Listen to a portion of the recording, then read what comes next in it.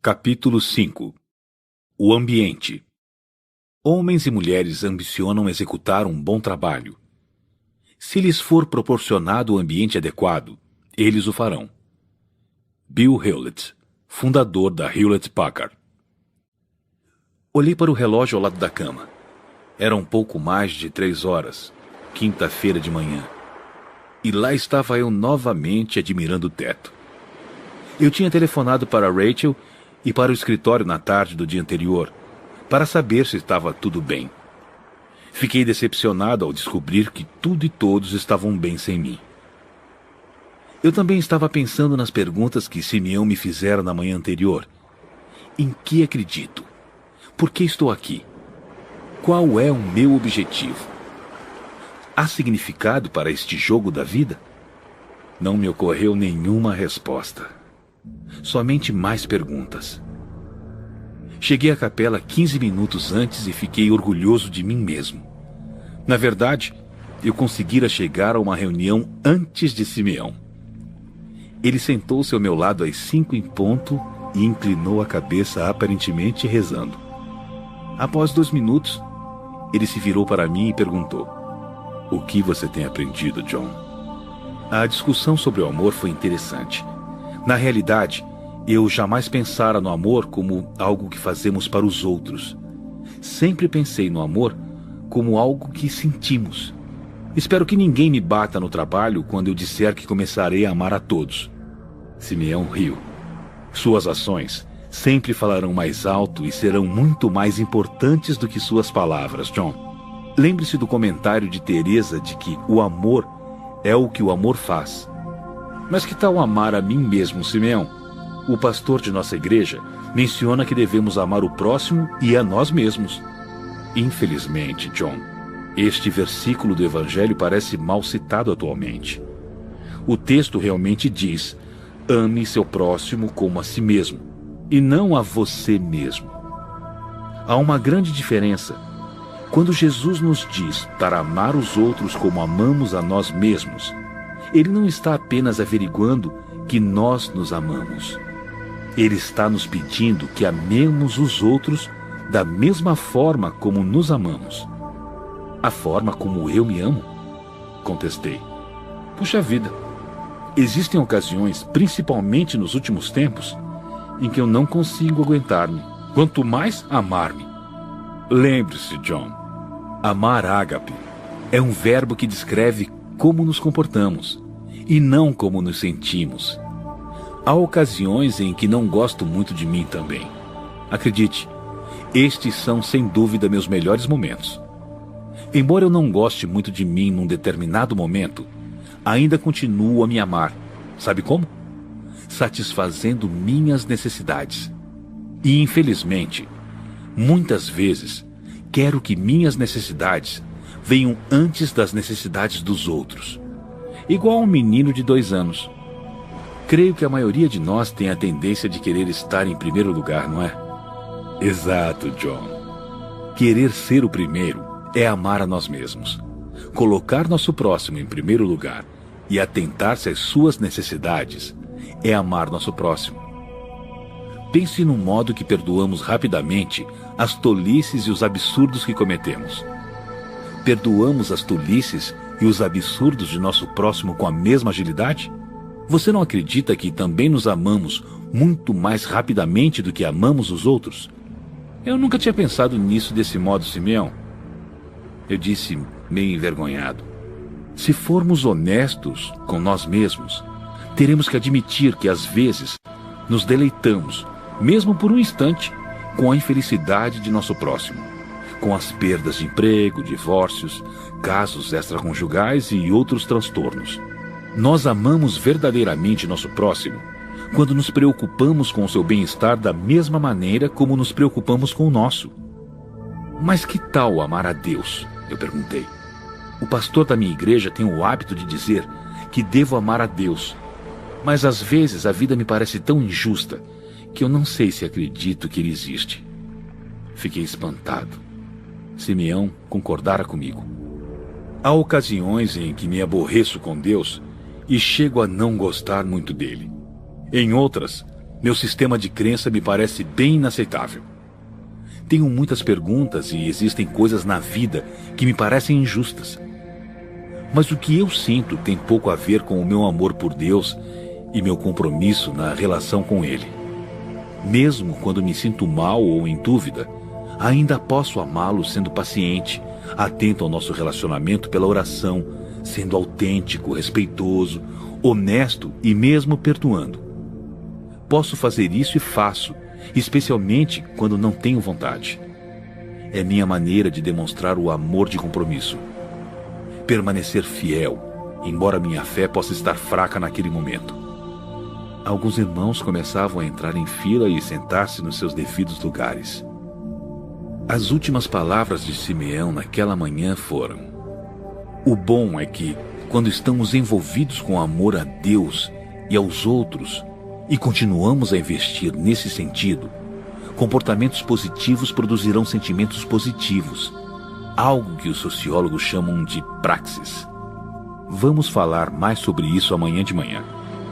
Mesmo antes de o relógio terminar suas badaladas, Simeão anunciou: vamos mudar um pouco de assunto e conversar sobre a importância de criar um ambiente saudável para as pessoas crescerem e terem êxito.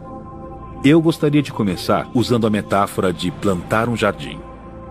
A natureza nos mostra com clareza a importância de criar um ambiente saudável se quisermos que o crescimento aconteça. Alguém aqui faz jardinagem? A treinadora balançou a mão. Eu tenho um lindo jardinzinho atrás do meu apartamento. Faço jardinagem há mais de 20 anos e creio que tenho o dedo verde. Cris, se eu não soubesse nada sobre jardinagem, o que você me aconselharia para ter um jardim saudável? Ora, é simples. Eu diria a você para descobrir um pedaço de terra que recebesse muito sol e depois trabalhasse o solo para prepará-lo para o plantio. Então você plantava as sementes, regava, adubava, livrava das pragas e capinava o jardim de tempos em tempos. Se eu fizer tudo o que você sugere, Cris, o que acontecerá? Bem, no tempo certo, você verá o crescimento das plantas e logo virão as flores e os frutos. Simeão pressionou mais, perguntando: quando os frutos vierem, seria correto dizer que eu sou o responsável pelo crescimento das plantas? Certamente. Cris respondeu impulsivamente. Então fez uma pausa e pensou melhor antes de acrescentar: bem, você não fez o crescimento ocorrer, mas contribuiu. Isso mesmo, Simeão afirmou. Nós não fazemos as coisas crescerem na natureza. Nosso Criador ainda é o único que sabe como uma pequena semente plantada no solo se transforma em um grande e frondoso carvalho. O melhor que podemos fazer é criar as condições apropriadas para que o crescimento ocorra.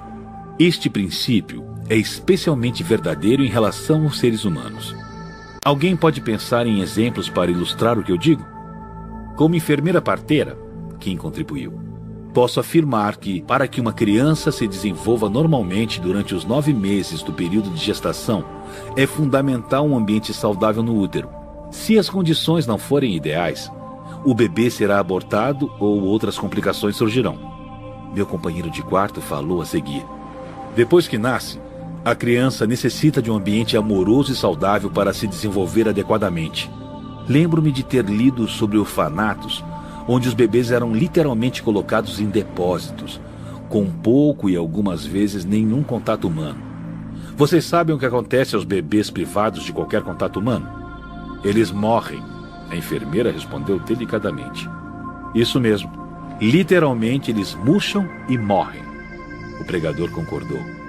Depois de alguns instantes, a diretora disse: no sistema público onde trabalho há muitos anos, sabe-se muito bem quais são as crianças que vêm de um ambiente hostil. Nossas prisões estão lotadas de pessoas que cresceram em ambientes doentios. Estou certa de que uma criação adequada dos filhos e um ambiente doméstico saudável são essenciais para uma sociedade saudável. E estou me convencendo cada vez mais de que a resposta ao crime tem pouca relação com a cadeira elétrica e muito mais com o que acontece em casa e na escola. No que diz respeito à importância de criar um ambiente saudável, Estou completamente de acordo com você, Simeão. A enfermeira acrescentou. Este princípio também se emprega à medicina. As pessoas, às vezes, se enganam pensando que vão ao médico para serem curadas. Entretanto, apesar de todos os avanços da medicina, nenhum médico jamais consertou um osso fraturado ou curou um ferimento. O melhor que a medicina e os médicos podem fazer é prestar assistência pela medicação e terapias, criando as condições apropriadas para que o corpo se cure. Minha mulher diz o mesmo, acrescentei. Ela me afirma que os terapeutas não têm o poder de curar seus pacientes.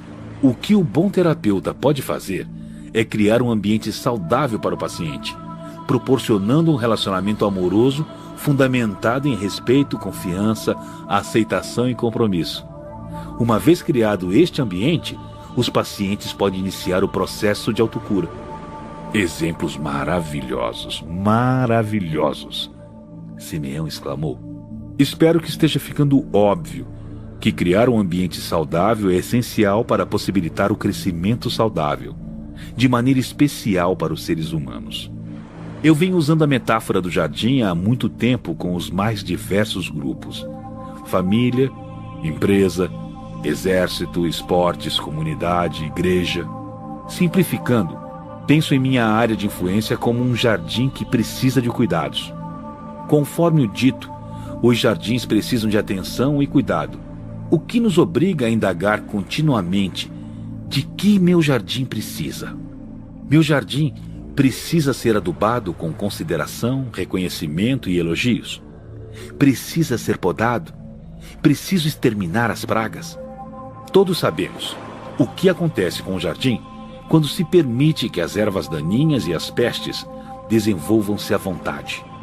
Meu jardim precisa de atenção constante e acredito que, se eu fizer minha parte e cuidar dele, colherei frutos saudáveis.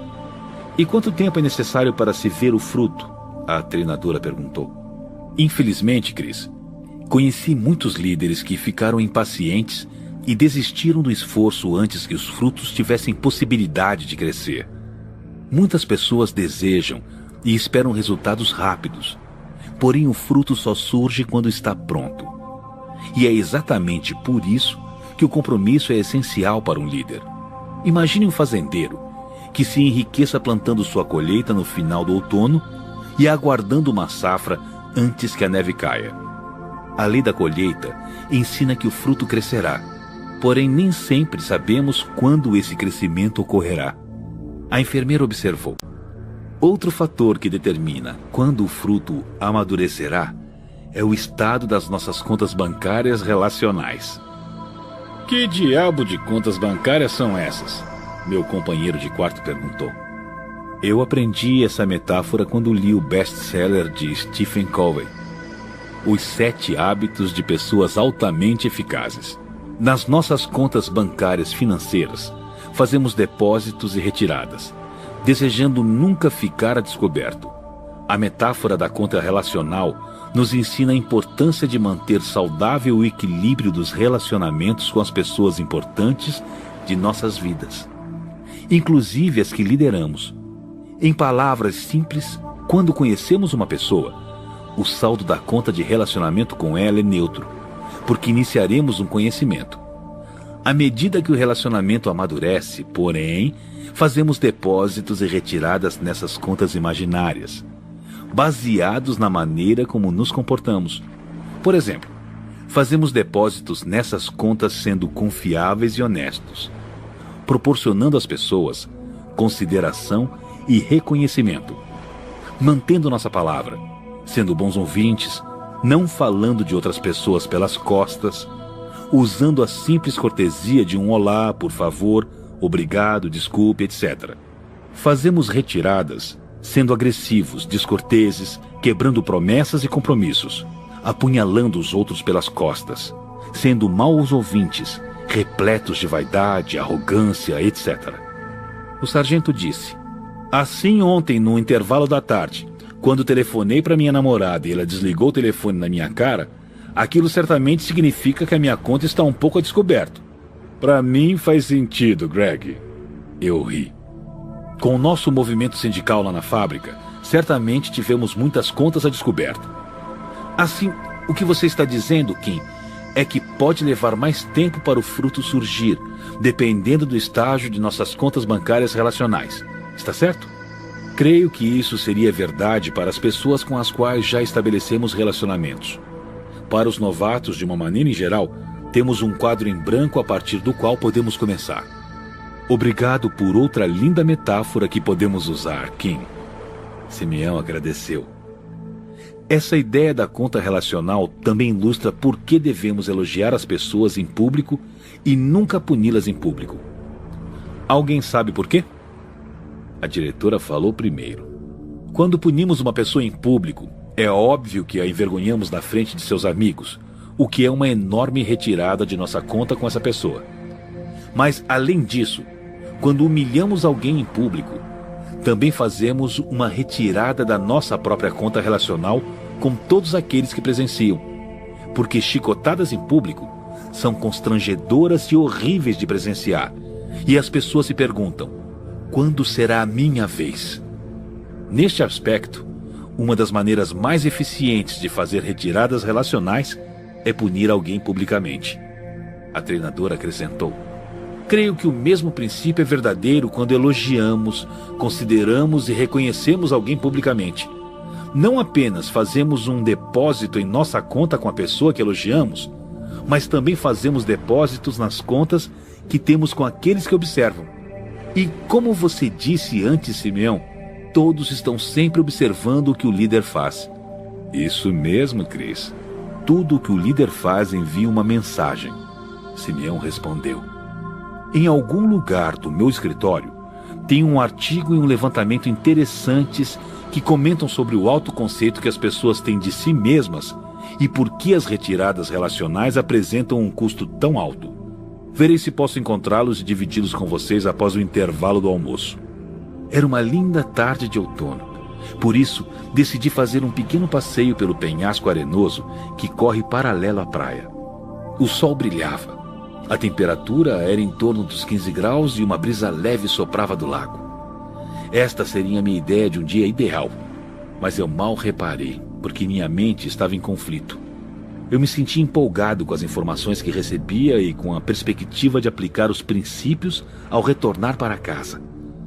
Ao mesmo tempo, porém, eu me sentia triste e até aborrecido quando refletia sobre o meu comportamento anterior e a maneira como estivera comandando os que estavam confiados aos meus cuidados. Como seria ter-me como chefe? Ter-me como marido? Ter-me como pai? Ter-me como treinador? Minhas respostas a essas perguntas só fizeram me sentir pior. Às 2 horas, Simeão disse muito animado: encontrei o artigo e o levantamento de que lhes falei antes do almoço. Estavam num antigo número do Psychology Today e creio que vocês gostarão. O behaviorista que escreveu o artigo menciona que não existe uma relação uniforme entre o feedback positivo e o negativo. Adequando isso em nossos termos de depósito e retirada, ele afirma que para cada retirada que você faz em sua conta com uma pessoa, são necessários 4 depósitos para voltar a ficar igual. Uma proporção de 4:1. Acredito nisso, o pregador respondeu. Por mais que minha mulher repita que me ame, ainda me recordo que na última primavera ela disse que eu estava ficando muito gordo. Isso acabou comigo. Percebe-se porque ela disse isso, ironizou o sargento. Isso mesmo, Lee. Simeão prosseguiu. Nós todos temos a tendência de ser muito sensíveis, mesmo aparentando indiferença. Para embasar esta afirmação, o artigo decorre debatendo um levantamento realizado para determinar com que realismo as pessoas se enxergam. Escutem esses números. 85% do público em geral se vê como acima da média. Indagados sobre a sua habilidade de relacionar-se bem com os outros, 100% puseram-se na metade superior da população. 60% classificaram-se nos 10% mais altos e 25%, 1% da população. Indagados sobre sua habilidade de relacionar-se bem com os outros, 100% puseram-se na metade superior da população. 60% classificaram-se nos 10% mais altos e 25% em 1% da população. Sobre sua habilidade para a liderança, 70% consideraram-se na parte superior e apenas 2% como abaixo da média. E veja os homens. Quando perguntaram aos homens sobre sua habilidade atlética comparada aos outros homens, 60% classificaram-se na parte superior e apenas 6% disseram estar abaixo da média. O que quer dizer? O sargento perguntou. Para mim, Greg, explicou a treinadora, é que as pessoas geralmente têm alta opinião sobre si mesmas. Isso significa que devemos ser muito cautelosos ao fazer retiradas da conta dos outros, pois o custo pode ser muito alto. A diretora acrescentou. Pense, por exemplo, na confiança. Podemos passar anos nos esforçando para construí-la e ela pode ser perdida em um momento por uma mera indiscrição. Ah, lá vamos nós novamente, exclamou o sargento elevando a voz. Estamos abordando todas essas teorias boas e bonitas neste ambiente bom e bonito. Porém, depois teremos que voltar e encarar superiores que são orientados pelo poder e que não estão interessados em triângulos de cabeça para baixo, amor, respeito e contas bancárias relacionais. E sim com o desempenho, com a ação. O que fazer se você trabalha para uma pessoa assim? Boa pergunta, Greg, disse Simeão sorrindo. Você está totalmente certo. Pessoas que se apoiam no poder geralmente se sentem ameaçadas pelas pessoas que se apoiam na autoridade. Quando isso ocorre, as pessoas do poder reagem, criando situações incômodas para as outras, chegando às vezes a demiti-las. Entretanto, há alguns locais onde podemos tratar as pessoas com respeito e amor, apesar do modo como somos tratados. Você não conhece o meu chefe. O sargento persistiu. Simeão continuou. Quando eu trabalhava como líder de negócios, era muitas vezes convocado para resolver problemas de companhias que estavam em dificuldade. Uma das primeiras coisas que eu sempre fazia para começar a examinar a organização era um levantamento da atitude dos empregados. Eu sempre comparava os levantamentos por departamento e até por turnos, para detectar melhor as áreas problemáticas. Até nas companhias mais danificadas, com resultados lastimáveis dos levantamentos, eu sempre encontrava ilhas saudáveis de tranquilidade aparente no enorme mar de desordem. Quando eu olhava os resultados dos levantamentos e identificava uma daquelas áreas saudáveis, procurava saber o que estava ocorrendo naquele departamento específico, naquele turno em particular. E o que vocês acham que eu costumava descobrir? Um líder. A enfermeira respondeu serenamente. Pode apostar nisso, Kim. Apesar do grande caos, política de poder e todos os outros problemas, eu encontrava um líder que se responsabilizava por sua restrita área de influência, o que fazia toda a diferença. Esse líder não controlava a grande organização. Entretanto, com seu comportamento diário, manipulava as pessoas que lhe eram confiadas, lá embaixo, nos porões do navio. Engraçado você usar a semelhança de um navio, Simeão, observei. Certa vez um funcionário me disse que os empregados muitas vezes se sentem como o Charlton Heston no filme Ben-Hur. Lembra-se do velho Charlton Heston acorrentado àquele remo, remando ano após ano? Ele escutava os sons dos furacões e dos navios se chocando, porém não tinha permissão para subir ao convés e pegar ar fresco ou nadar no oceano. Havia aquela contínua batida do tambor do sujeito grande e suado para manter o ritmo das remadas. De qualquer maneira, esse funcionário me falou que os trabalhadores muitas vezes se sentem da mesma forma. Eles estão lá embaixo, nos porões do navio, o dia todo, e nunca sobem ao convés para saber o que está ocorrendo com o navio.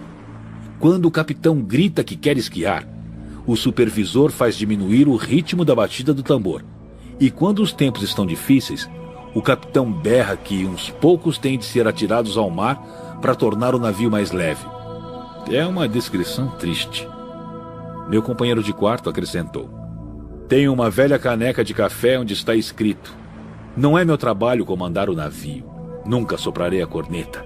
Não é meu lugar dizer até onde o navio irá. Não tenho permissão para ir ao convés ou mesmo tocar o sino.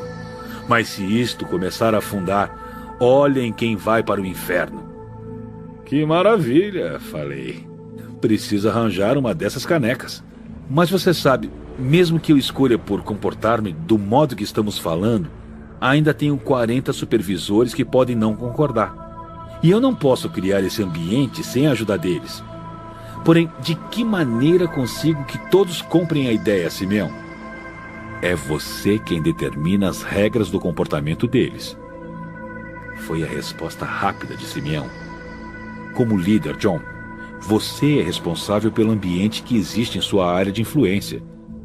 E incumbiram-lhe poder para executar com sua responsabilidade. Portanto, você tem o poder de determinar o comportamento de seus supervisores.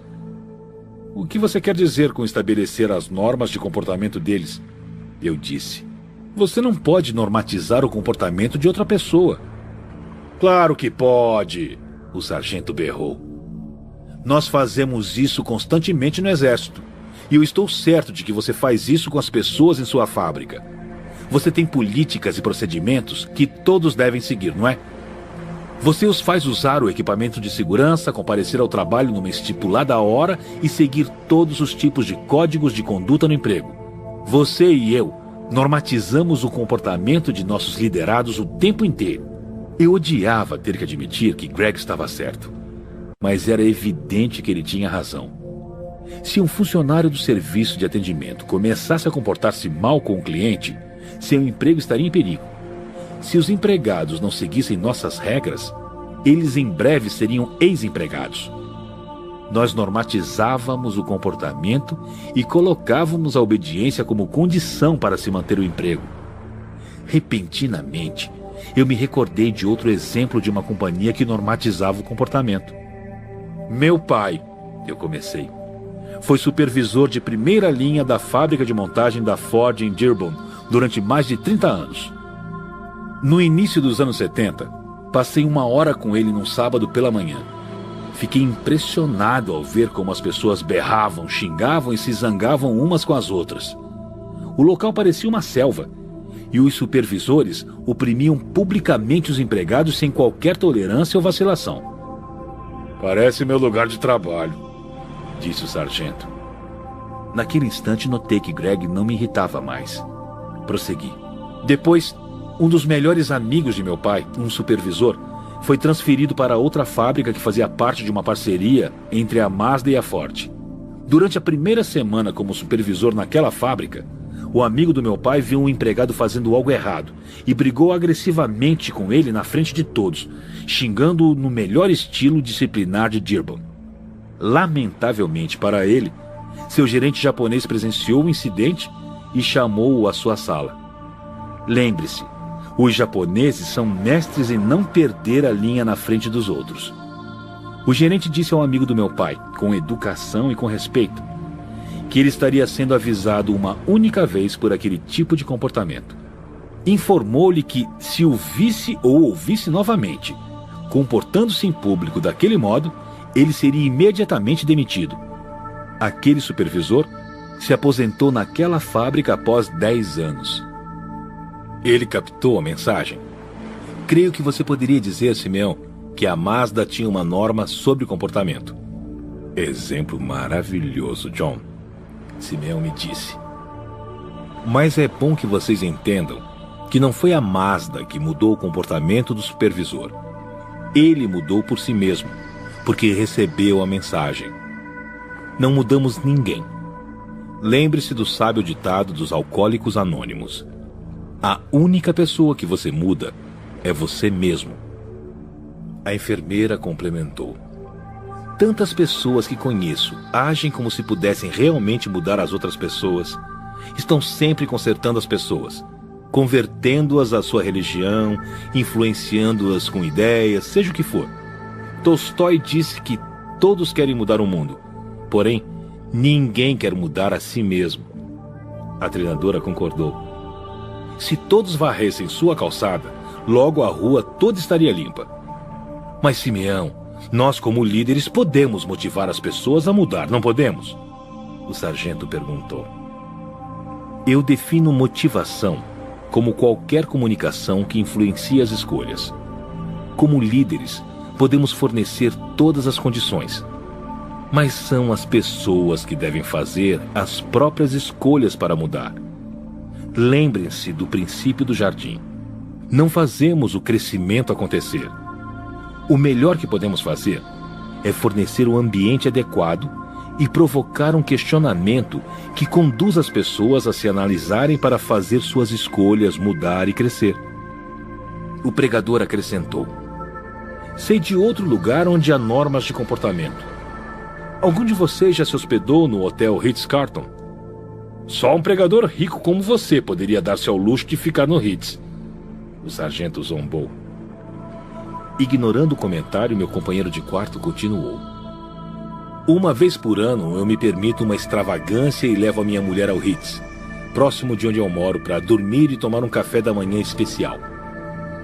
Assim que você entra pela porta do Ritz, sabe que está num lugar diferente. Isto é, as pessoas se desdobram ao máximo para satisfazer suas necessidades. E a atmosfera de respeito é tão magnífica que chega a ser explícita. Uma noite no Ritz, antes do jantar, eu estava sentado no bar bebendo coquetel. Um pregador batista tomando coquetel num bar.